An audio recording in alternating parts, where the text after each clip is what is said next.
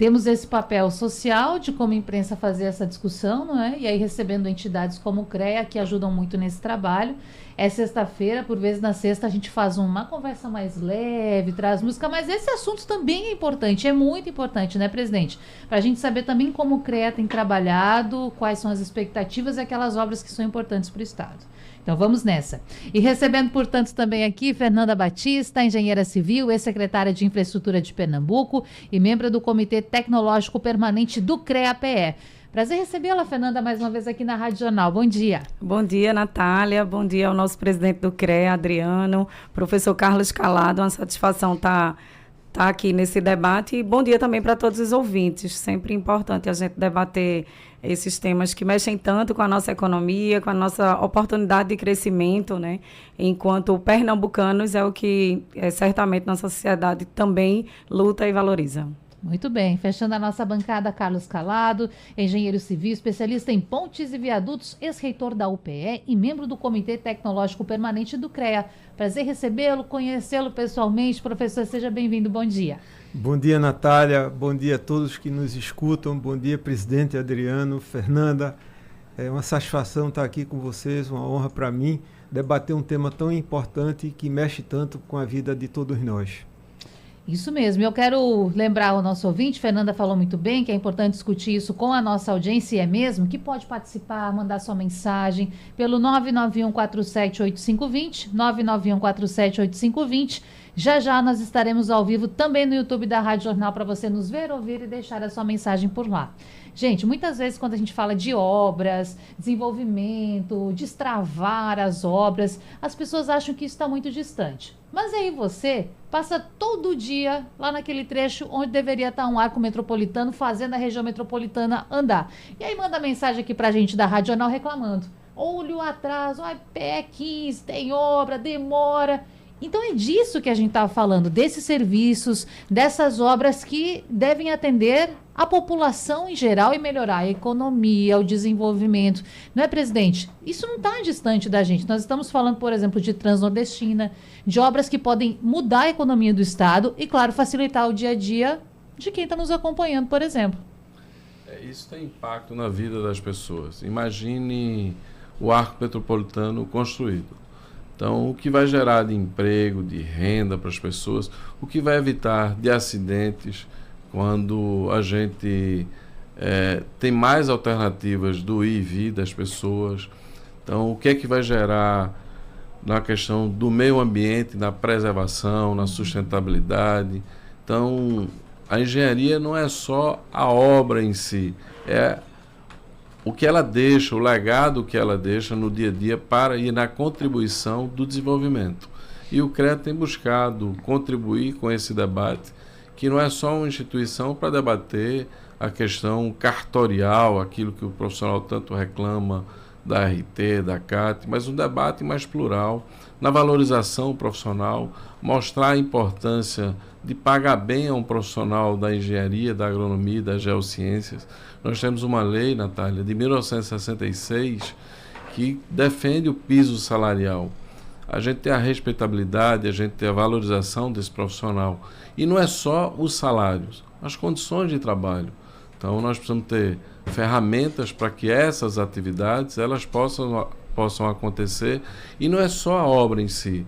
Na cadeia produtiva, a gente tem os estudos, como é tão importante a gente fazer os estudos prévios para a gente saber o que é que a gente vai fazer, como vai fazer, a gente desenvolver os projetos. A gente tem empresas pernambucanas que têm mais de 50 anos e saía de Pernambuco para fazer projetos no Sudeste, fazer projetos em São Paulo. A gente não pode perder essa riqueza, que é a riqueza do conhecimento. O setor da consultoria pernambucana sempre foi referência para o país. Esse debate a gente tem que fazer para valorizar o profissional, para valorizar as empresas, para gerar emprego e renda.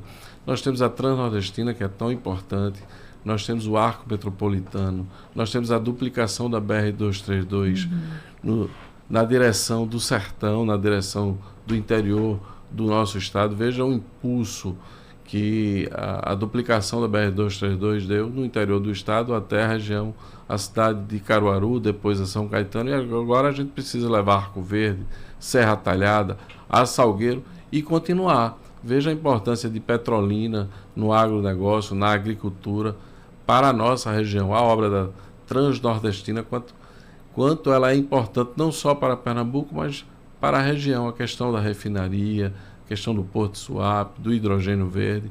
Então a gente tem muita coisa para debater, para gerar emprego e renda, a retomada do centro do Recife, não só do centro do Recife, mas das cidades do centro. A gente tem um déficit habitacional, mas a gente tem muitas moradias, porque a gente não trava esse debate para ocupar, fazer recuperação nesse centro. A Sudene vem agora com uma proposta tão importante para colocar recursos, colocar financiamento nessa retomada do centro do Recife.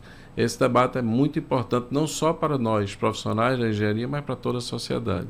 Com certeza, porque impacta todo mundo. E aí, Fernanda, a senhora que tem uma expertise, além de quando falamos de engenharia, mas também do setor público, muitas vezes a gente sabe da necessidade, as pessoas que estão lá nos representando sabem da urgência de se ter um arco metropolitano, de se ter o recurso para a Transnordestina, mas as burocracias às vezes impedem ou atrasam a destinação desse recurso. Por que às vezes esse processo acaba sendo tão lento, tão demorado, Fernanda? A burocracia na contratação de obras públicas é um fator que precisa ser sempre pensado e enfrentado, né? A gente tem diversos desafios, não somente de inicialmente termos bons projetos, porque a gente sonha em ter uma BR-232 duplicada até Salgueiro. Ótimo, o primeiro ponto é ter um bom projeto, porque senão a gente nunca vai chegar na fase de obra. Mas quando a gente consegue ter um bom projeto, aí a gente tem que ter o licenciamento ambiental, porque agora a gente já não pode pensar no desenvolvimento sem casar com a questão da sustentabilidade. E aí, quando a gente tem o licenciamento ambiental, a gente tem que ter todo o processo de contratação, a gente tem que ter a garantia dos recursos, porque senão é uma obra que começa e para pela metade, e obra pela metade é pior do que aquela que nunca começou, né? Então a gente tem realmente uma série de desafios que tem que ser enfrentados, mas que o país pode desenvolver isso, porque a gente depende da engenharia. No fundo, toda a nossa atividade é dependente da engenharia. As estradas, os aeroportos que são utilizados, a nossa água, né, o que chega na nossa casa, o esgotamento sanitário, telecomunicações, engenharia de energia. A gente depende do funcionamento adequado dessa infraestrutura para poder ter condições, inclusive, de produzir. Então, hoje a gente investe cerca de 2% do PIB brasileiro na infraestrutura. Isso é muito pouco.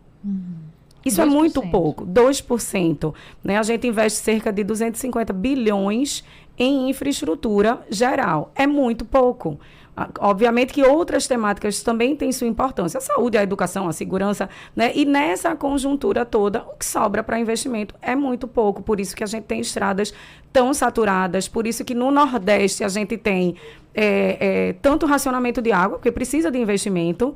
Não, chove pouco, mas a gente tem a transposição de São Francisco, que transfere esse volume significativo de água para outras regiões, né, onde não chove naturalmente. Então, o desafio da engenharia, ele vai muito além da própria engenharia. A gente depende da economia e, ao mesmo tempo, é uma coisa circular. Quanto mais eu invisto na infraestrutura, melhor a economia, que me dá mais capacidade de investir na infraestrutura. Então, essa decisão de políticas públicas voltadas para a melhoria da infraestrutura é essencial, e é essencial que nós, enquanto sociedade, a gente cobre esses investimentos. A gente não precisa de muito, a gente precisa dobrar a capacidade de investimento. Então, a gente precisa de mais ou menos de 4% a 4,5% do PIB sendo investido na parte de infraestrutura, para a gente ter ganhos significativos. Acho que é uma coisa que a gente pode cobrar, né? Cada um aí na sua área, que a gente não se acomode com a infraestrutura que a gente tem, que sempre pode ser melhorada, né? A gente tem esse papel também de contribuir para que a infraestrutura seja um indutor para o desenvolvimento, independente de eu estar no público ou no privado, que a sociedade tenha essa consciência.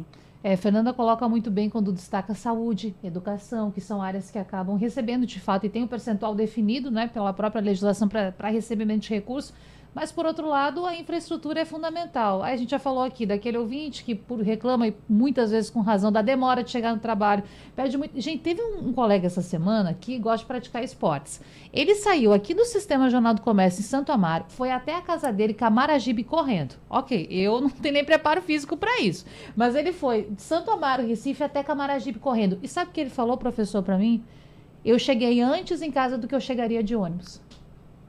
Então, nós precisamos pensar sobre isso, a qualidade de vida que estamos entregando para as pessoas.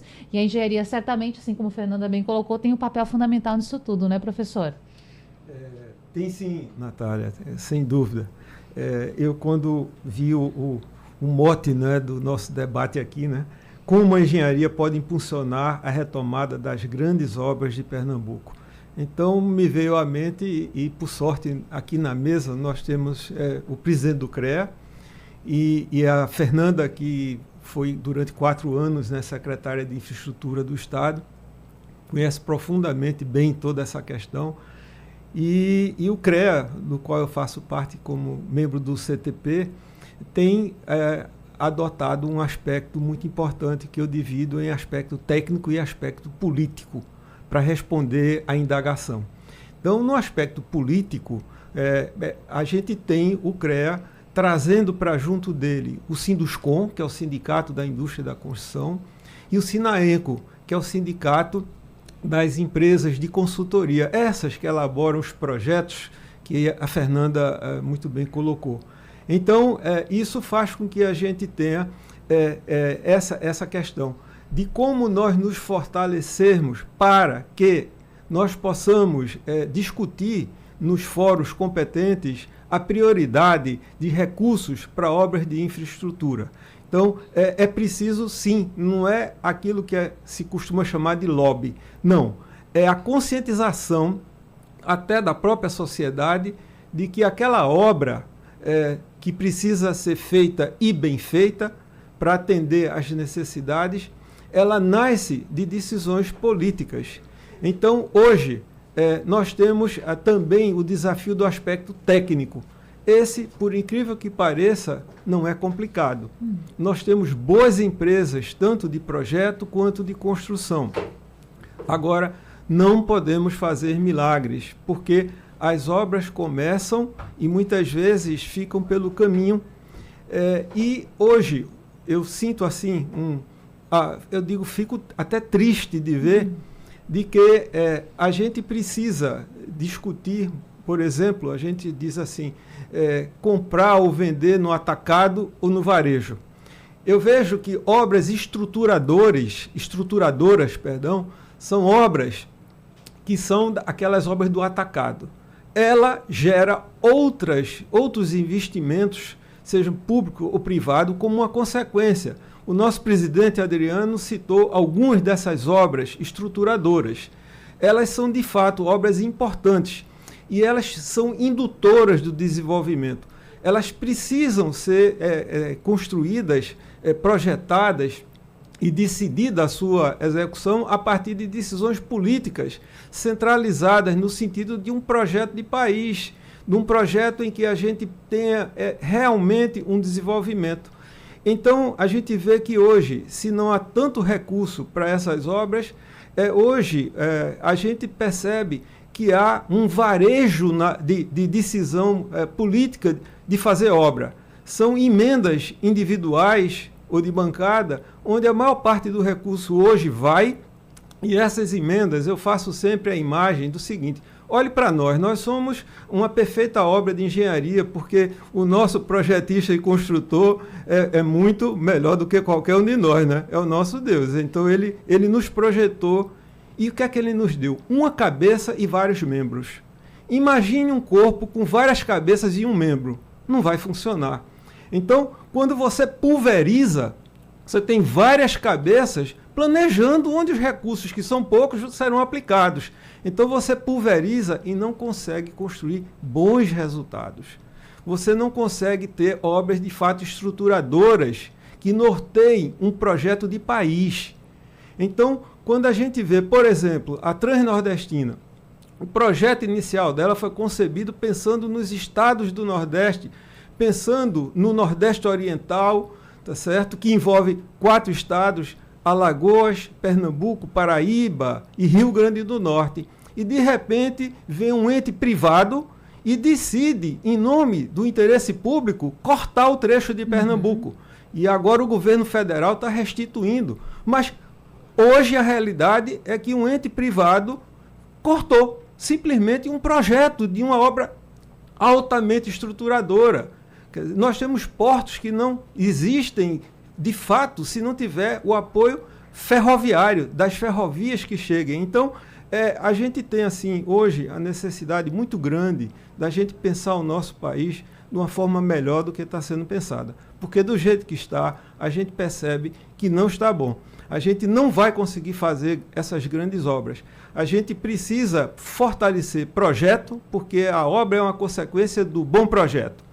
E a gente também precisa entender que a valorização da atividade meio e da atividade fim.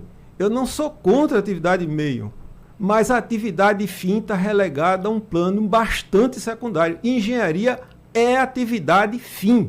Então, se a atividade fim não é valorizada, a engenharia não é valorizada. E a gente não pode devolver à sociedade algo bom, porque a engenharia existe, mas ela precisa ter condições de fazer aquilo que a sociedade espera da gente. Claro, e a expectativa, a confiança que a gente tem na engenharia, não é? Nós precisamos alimentar isso também. O presidente falou sobre a região central do Recife, o ouvinte mandou mensagem, então eu vou registrar e depois disso nós vamos para o intervalo. É o Felipe, que mora no bairro da Torre. Ele diz assim, olha, é bem visível. Quem circula pela região central do Recife, segundo o nosso ouvinte, vê marquises com infiltrações prestes a desabar por todo o centro do Recife. Por que não trocar, por exemplo, essas marquises em alumínio ou até mesmo acrílico? Aí a gente sabe que tem alguns imóveis que são tombados. Talvez não seja tão fácil assim fazer. Mas é claro que isso faz parte da nossa vivência. Quem passa no centro vê. E aí precisa de moradia, precisa de segurança para quem está passando. É bem complexo, né, presidente? Mas é possível resolver. A gente precisa de um direcionamento.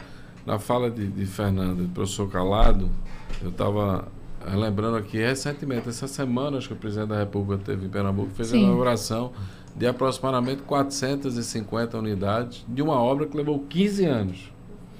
Isso para a sociedade passa uma mensagem que nós da engenharia é que somos o culpado em termos obras lentas, obras caras, que não entregam à sociedade. Mas o processo de se construir, isso Fernanda trouxe o debate, às vezes falta recurso.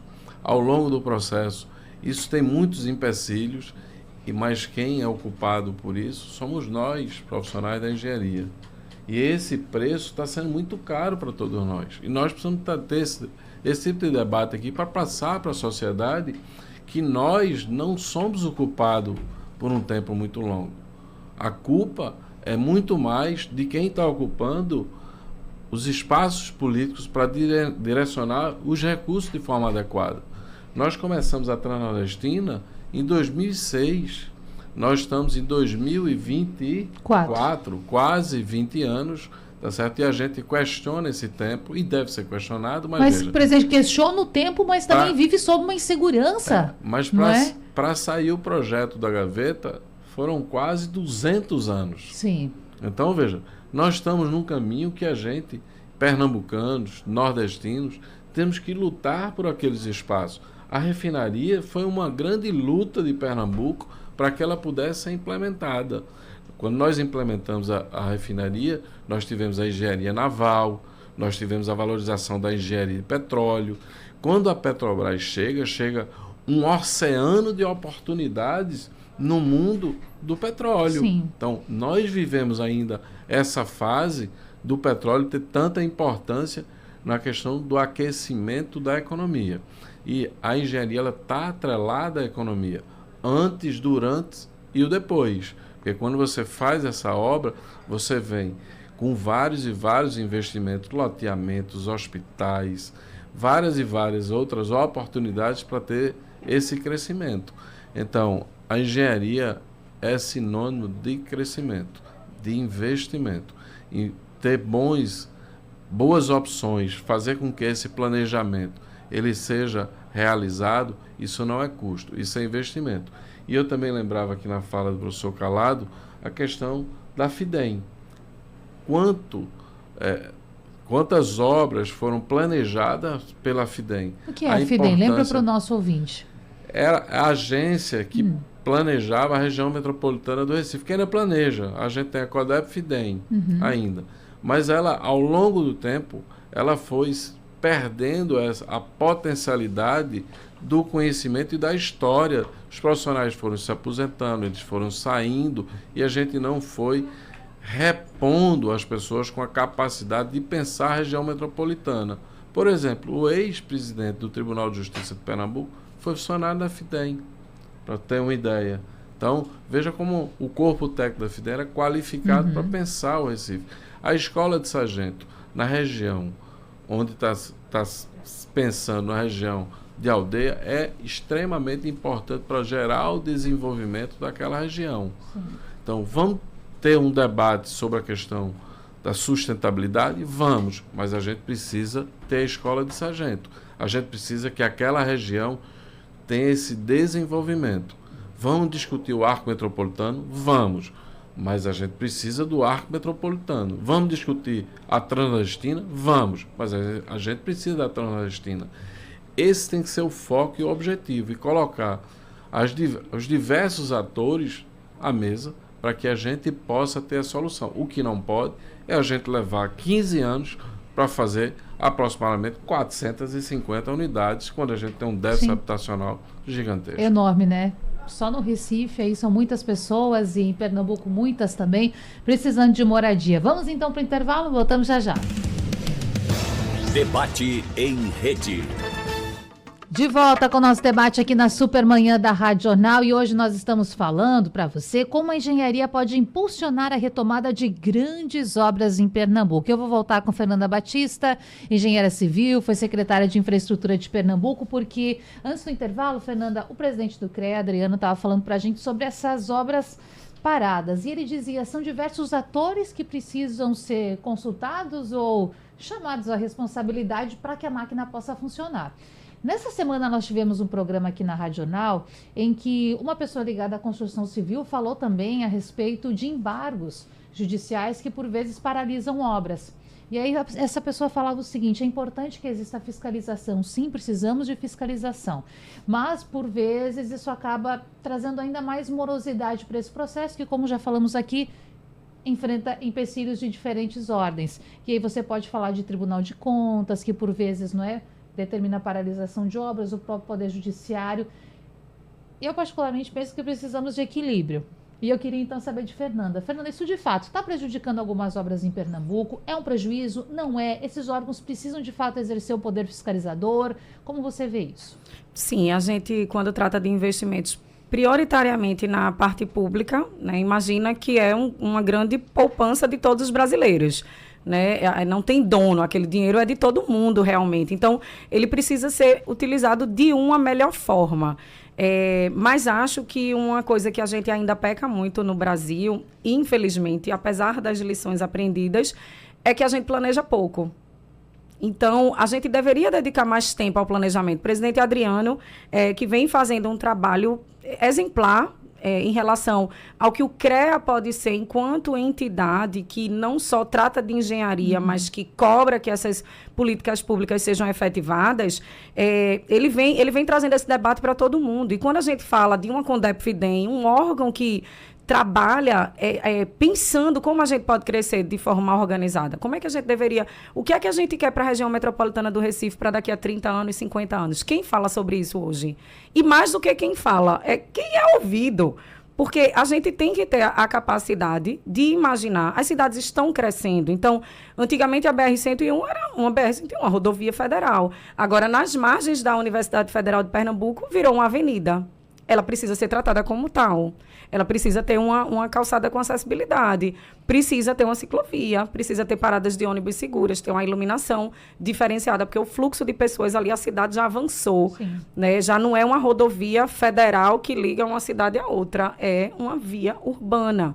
E esse movimento, ele não acontece tão bem, Né? Então, a capacidade da a gente... velocidade da nossa nova vida. Não acompanha a velocidade da nova vida. A gente fez recentemente, e o CREA foi fundamental nesse projeto, a ampliação de mais uma faixa na BR-232.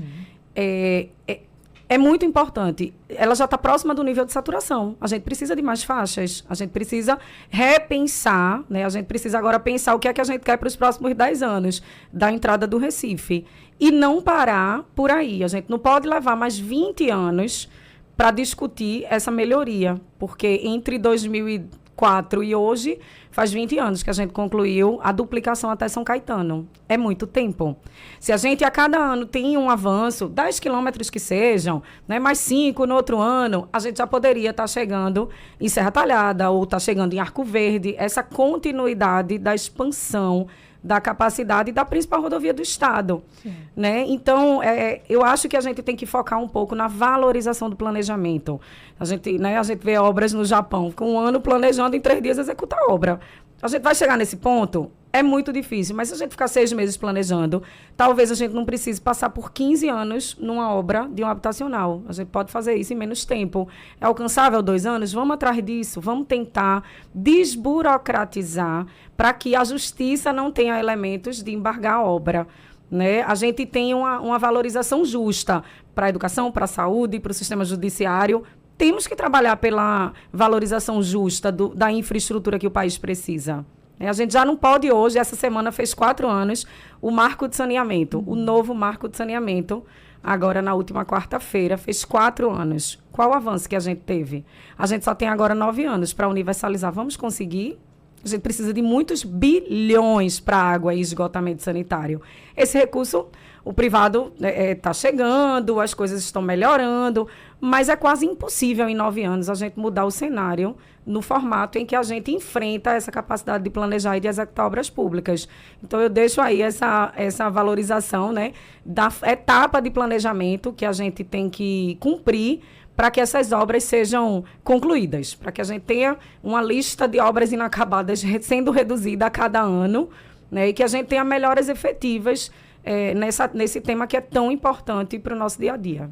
Eu sinto, assim, professor Calado, aquela questão de algumas pessoas da sociedade, imagino que vocês são algumas delas, que tem aquele sentimento de inquietação, de incomodação. Bom, eu não posso admitir que a Transnordestina passe 20 anos, sendo que hoje, eu, pernambucano, ainda tenho um sentimento de insatisfação, talvez não seja a melhor palavra, mas até de receio, de medo, sem saber se o traçado vai passar por aqui. O empresariado, como pensa? Eu não tenho segurança nessa obra.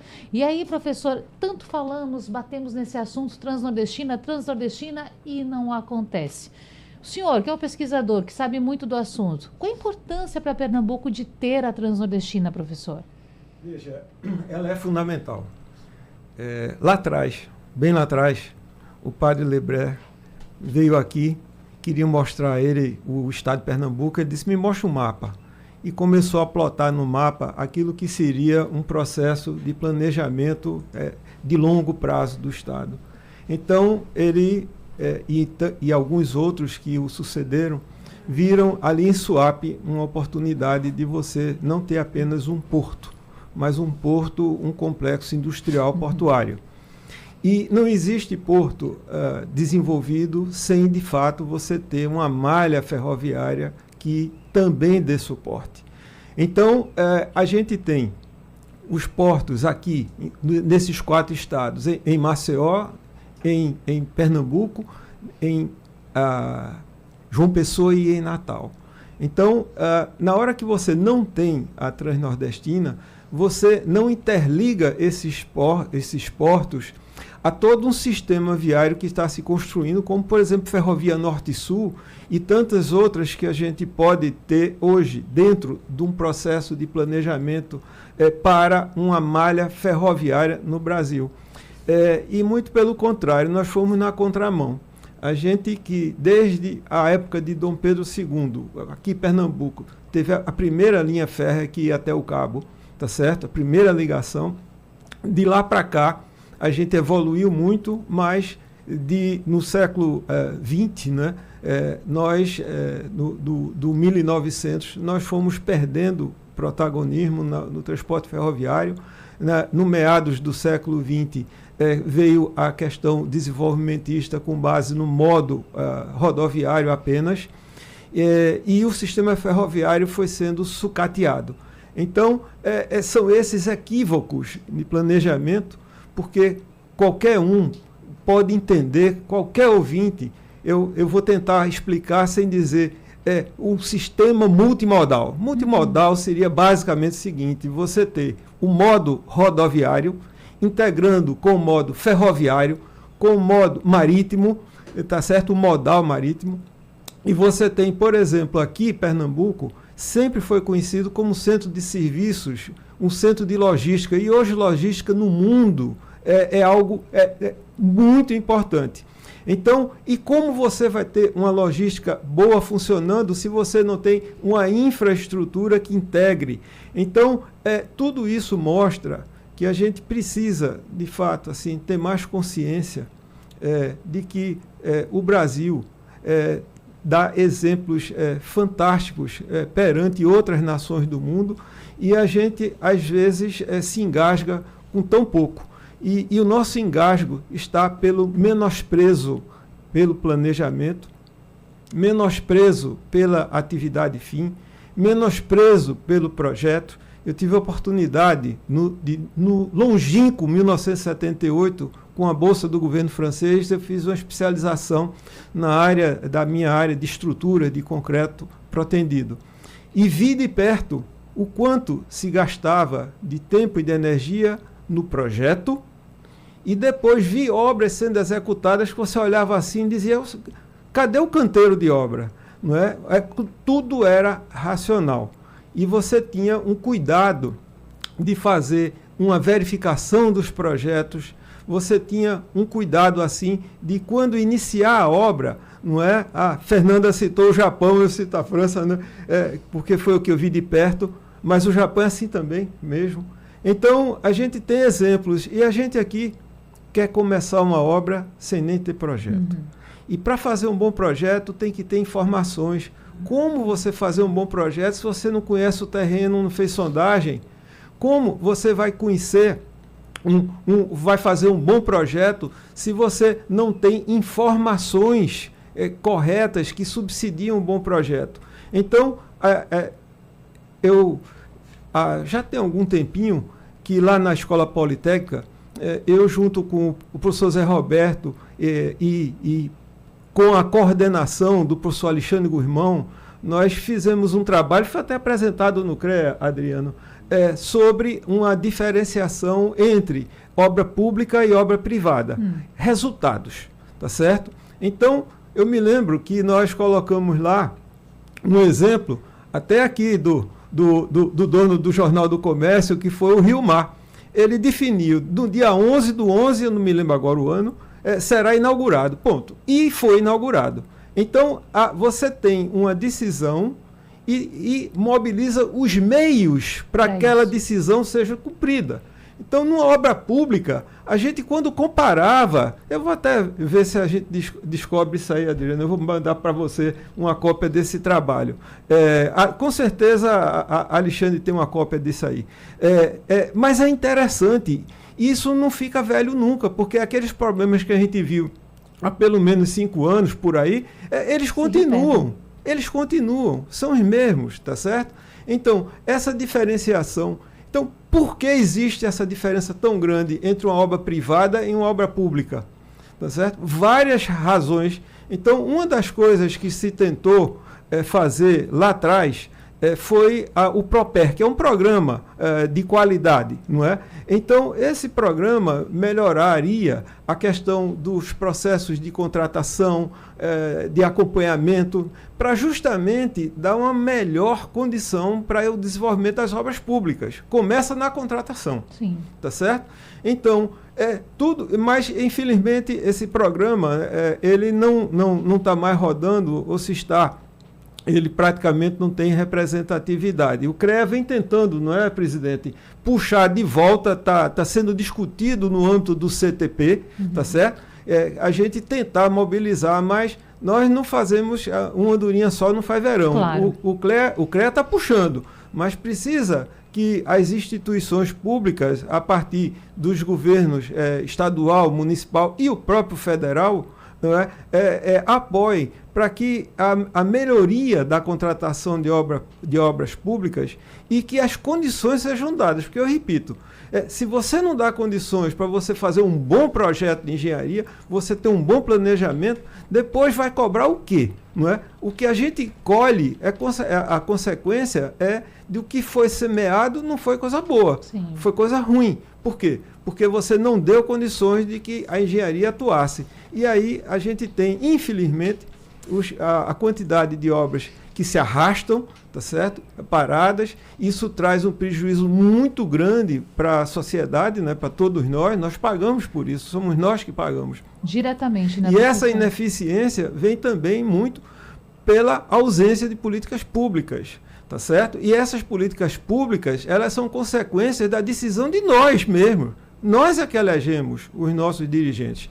Então, isso é algo que precisa ser entendido. Não adianta eu me revoltar se eu contribuir para ter gente que ocupa o poder sem ter um projeto de governo. Uhum. Tem que ter um projeto para vender à sociedade e a gente poder E ter mostrar ter como fazer, né, consequência. professor? Porque precisa demonstrar que há possibilidade. Às vezes você vem com ideias mirabolantes que não podem ser entregues, né? O senhor falando aqui, eu estava lembrando lá do Rio Grande do Sul, cidade de Arroio do Meio, que foi afetada pelas enchentes e que perdeu suas ligações. As duas pontes que faziam ligação da cidade com o resto do estado, tanto capital quanto interior, caíram. E aí o governo do estado lançou uma licitação para reconstruir uma das pontes em uma RS, uma rodovia, RS 130. E a vencedora da licitação está em recuperação judicial. Então, ou seja, vamos refazer a licitação tudo de novo. E a população fica lá, sem ter como o caminhão passar. Então, você imagina o transtorno. Trazendo esse exemplo, porque vai muito perto disso que o senhor está falando, sobre a importância de nós também, no serviço público, no poder público, cuidarmos dessas licitações para conseguir levar o serviço.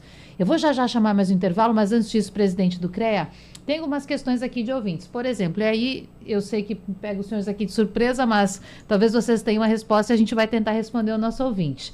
O Felipe, que é do bairro da Torre, mandou mensagem antes, ele está perguntando aqui se no arco metropolitano há algum item, se consta, projeto de ciclovia no arco metropolitano. O senhor sabe?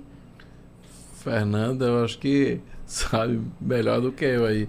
Não sei se no período dela já tinha sido licitado.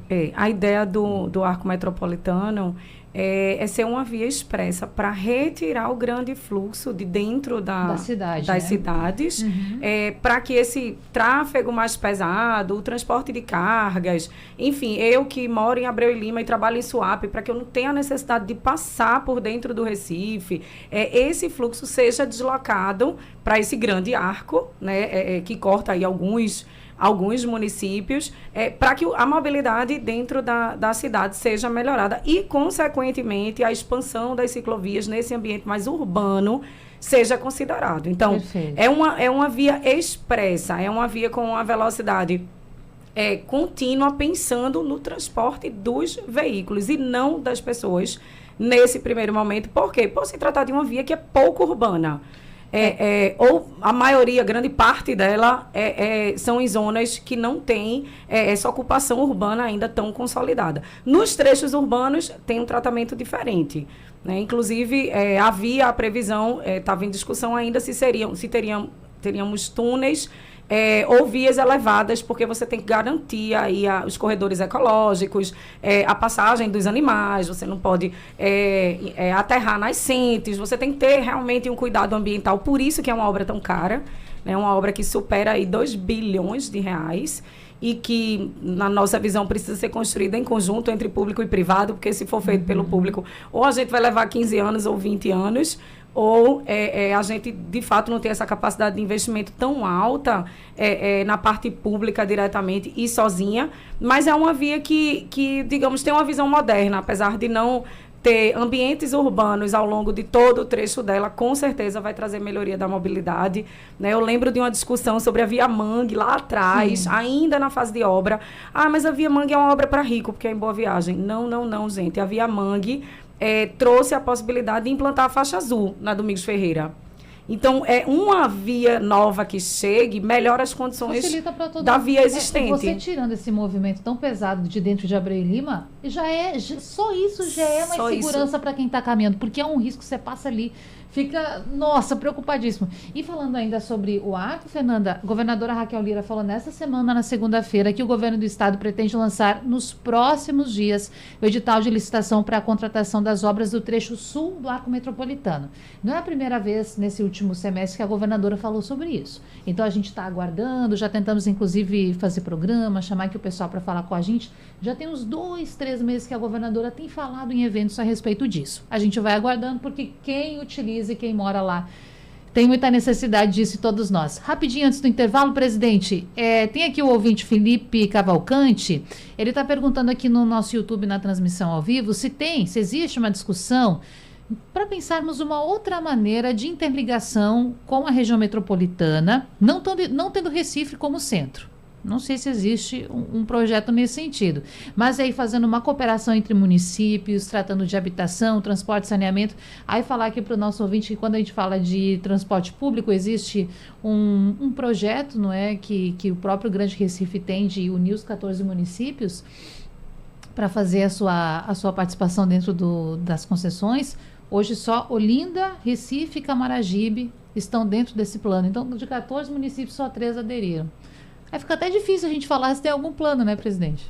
A solução da região metropolitana do Recife, ou a solução de uma cidade, tem que ser pensada como região metropolitana. Uhum. Então, todos os municípios eles precisam estar inseridos nesse debate para que a gente tenha uma solução para todos. A gente não pode ter solução para a cidade do Recife, não para Camaragibe, não para São Lourenço.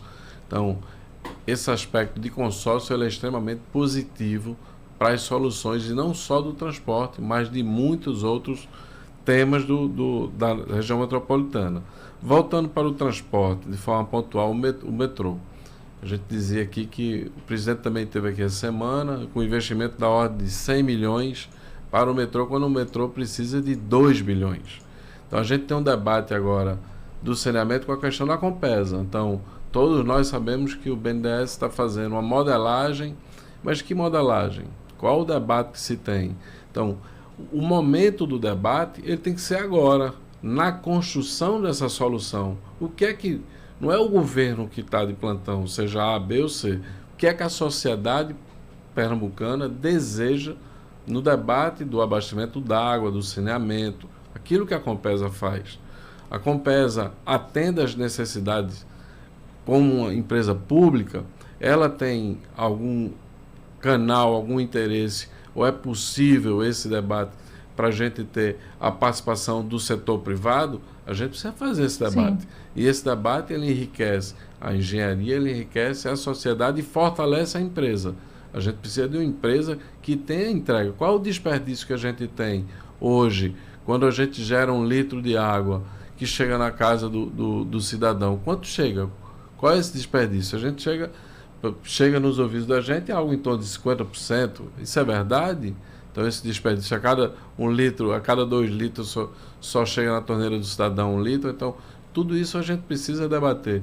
Então, o saneamento, que é tão importante, que evita impacto, investimentos até ou recursos na questão da saúde.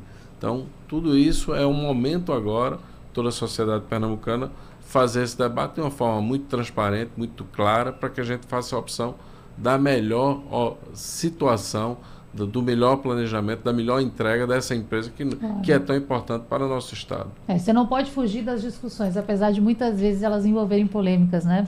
Bom, vamos para o intervalo, voltamos já.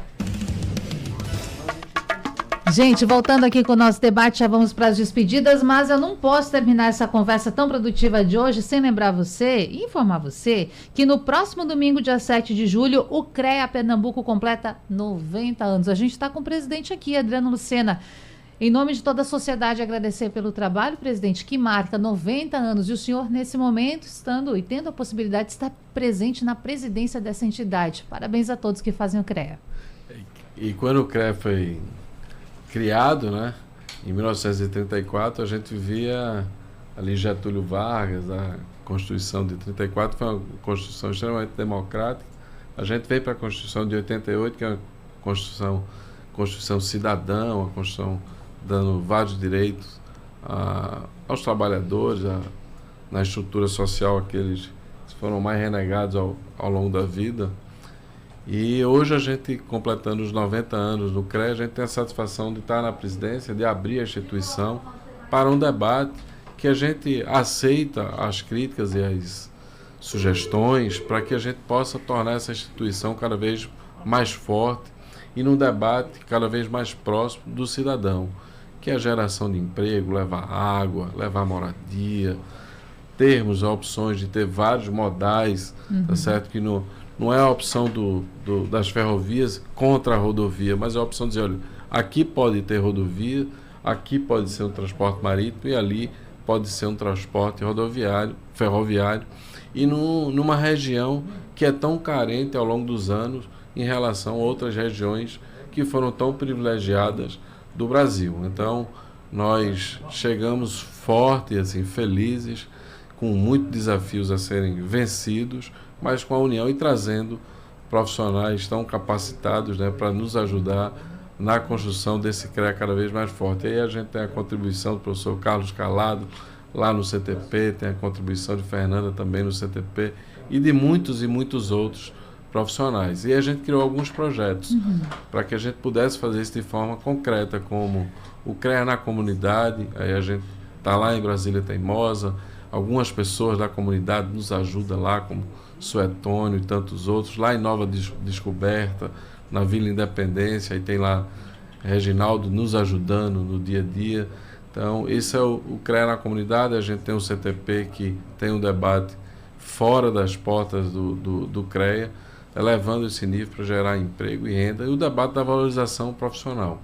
A gente está vivendo um momento agora que a gente tem o governo federal, a gente tem o governo estadual e tem vários municípios, como a Prefeitura de Olinda, como a Prefeitura de Jaboatão, lançando editais com valores absolutamente ridículos para você pagar a um profissional, com valores com R$2.000, tá certo? Qual é o piso, presidente? Esse é um debate. Hoje são 8,5 salários mínimos para 8 horas, tá certo? São 40 horas semanais.